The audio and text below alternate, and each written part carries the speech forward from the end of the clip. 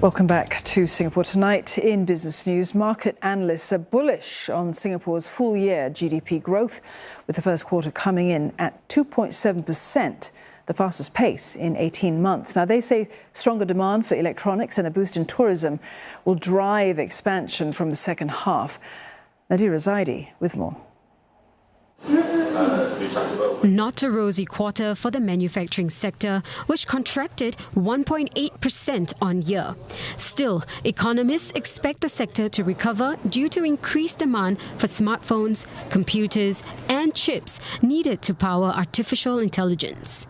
Replacement cycles for the broader consumer electronics sector is coming up. So people that purchase handphones and PCs during the COVID years, they are bound to replace them, and they are bound to replace them perhaps this year or the next.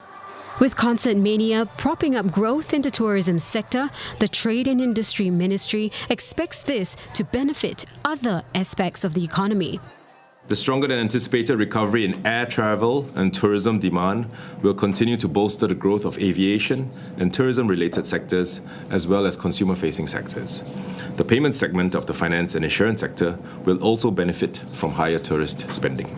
Looking ahead, if the global interest rate cycle is going to turn, meaning that the central banks are going to start cutting rates in the second half of this year, that also should be good news to, for the fund management and wealth management fees and commissions.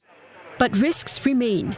Fresh US tariffs slapped on electric vehicles from China are raising the spectre of a trade war between the world's two largest economies.